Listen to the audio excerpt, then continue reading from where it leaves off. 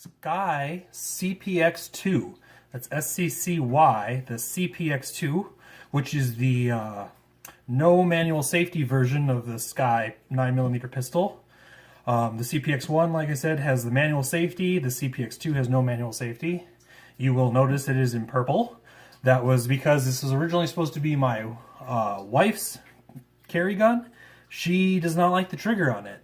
I actually refer to the trigger on the SCCY as the staple gun trigger, and I'll show you what I mean in just a second. Right now we have 3 10-round magazines. They only make 10-round magazines for it. They are produced by SCCY, so they are a proprietary magazine. It is in 9mm, I believe. Last I heard, there was a SCCY CPX-3 supposed to be coming out that is in 380. I haven't seen it yet. It's not on their website, but there was some talk about it, I believe, last year, 2016. So we might see that this year still, or who knows. But for most people, conceal and carry, 9mm is about as small as you're going to go anyway, so 380 is not really a big deal, not on our radar, I guess. So features, I guess, is that it is technically a hammer-fired pistol. The hammer is internal. And I'll check it for all the safety people. It is empty. So it is actually a hammer-fired gun. The hammer is inside, and you can kind of see it move when we pull the trigger. And as you can see, pulling the trigger, it is very heavy, and you are fighting a spring the whole time.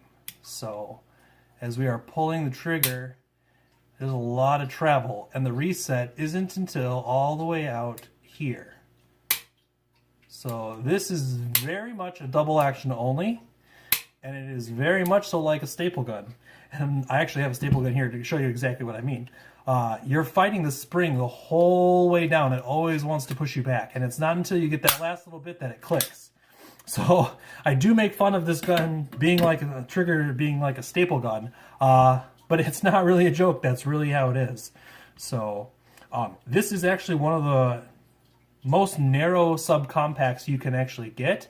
I don't really have another subcompact to compare to right now.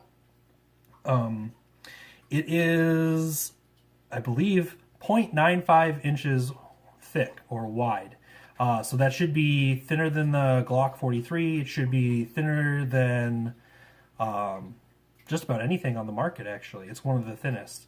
So if you want to see a torture test of this gun to see how it performs and what all it can take, the IV8888 has a great torture test review of this. They run over it with a car, drop it off the roof of a house, and you name it, they did it. Throw in a creek bed, and it works just fine. So rugged reliability. Out of the, say, 500 rounds I have personally put through this gun, I believe the only issue we had was one failure to extract, and that was over 100 rounds in, so we were already getting kind of dirty. It was all remanufactured ammo that we were using as well, so I know looking at that remanufactured ammo, it was definitely not the highest quality stuff. It was not, cases were not trimmed. You can see where they tried to trim it and they left burrs and all sorts of stuff on them. So yeah, not the highest quality ammo, but this gun ate it all up. So I would definitely trust this on my person as a concealed carry weapon.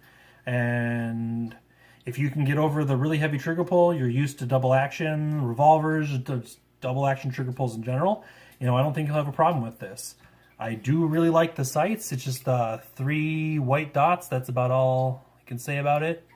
They line up real nice. I mean, you'll hit what you're aiming at. Mine actually shoots a little bit to the right, so I need to still get in there and move my sights a little wee bit. But yeah, overall, for under $300, I don't think you're going to find a better gun that has 10 rounds of 9mm that's in such a small package. So definitely thumbs up for me.